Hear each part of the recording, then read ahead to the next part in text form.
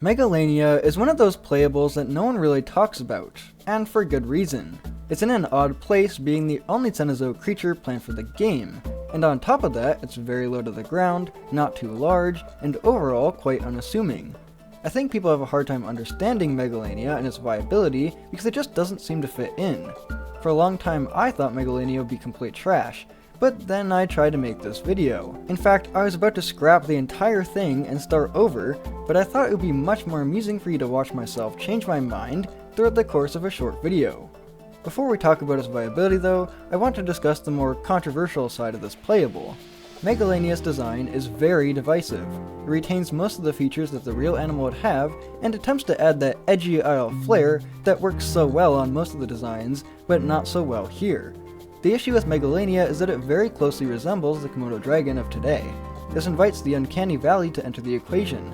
You can badassify other prehistoric animals without consequence, because we have no real basis for what they look like.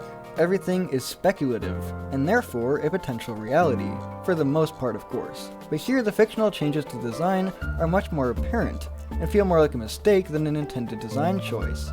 The jaw is kind of wobbly and misshapen, and the hump on its back is very exaggerated, while the rest of it is entirely unaltered.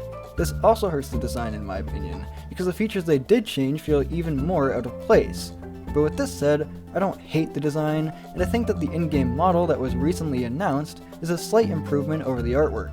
But anyways, back to the gameplay. From what the devs have mentioned, Meg will not be semi-aquatic, and will supposedly hold its own on land. I have to take this with a grain of salt, because Afterthought is notorious for misleading, incorrect, and inconsistent communication with the player base, and looking at the concept art, we can clearly see that effort was made to communicate Meg's ability to swim well in the water. I do believe the concept art to be the most credible source of information on each playable, as the mechanics and behaviors featured in them are often spot on to the in-game adaptation, so I'm honestly going to chalk this up as miscommunication. Meg will most likely be semi-aquatic, and I will stand by that till its release proves me right or wrong. So with that out of the way, why am I afraid for Meg? Well, the answer is quite simple. Path of Titans is a very forgiving game, and battles can last up to 5 times longer than battles in the Isle. My point is, MEGALANIA wouldn't fare as well in a fight if it could get 1 or 2 shot by animals that are faster than it. In the Path of Titans, this works fine, because you have a second chance. But in the Isle, you really don't, and I think Meg would struggle here. Even with the water as an escape route, could Meg feasibly escape a fight long enough to reach it? And when we're talking purely about hitboxes, Meg is at a significant disadvantage. If you are attacked or being attacked by something that is the same weight as you, your head will almost certainly be within reach. Whereas for Meg, the head of their opponent is going to be a lot higher than its hitbox could realistically reach. This makes Meg vulnerable to essentially any kind of attack, while also preventing it from accessing any vital areas of its opponent. Meg will therefore be an ankle biter, and that makes it good for killing juvies and not much else. And although that is a playstyle, no one can pretend it's a fun one for the killer or the victim. But what about Venom? If done correctly, Venom could solve a lot of problems for Meg.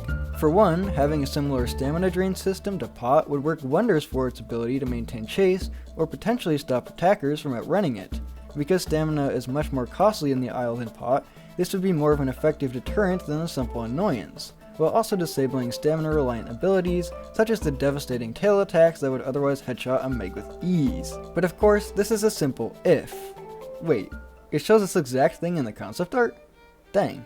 Okay, well what about its size? MEGALANIA would have a hard time escaping a similar sized predator that could easily outnumber and maneuver it, even if a few of them are hindered by Venom. Oh, the concept art shows it going in burrows and climbing trees? What can't this thing do? Oh, but the adults can't, so that's definitely an issue. Oh, you're telling me Meg can body slam similar sized opponents? What? Is there a single flaw with Meg? Wait, maybe that weird hump is there to suggest some kind of increased defense near its head and back, which would make sense since that is its natural weak spot. Is there even a single downside to playing Meg? My conclusion, Meg will be an absolute unit of a playable with essentially 0 flaws, 0 skill issues, and will allow players to engage in a metric ton of shenanigans. I forgive this slightly strange design. I'm gonna go ask the devs to release this thing right now. Have a good day, bro.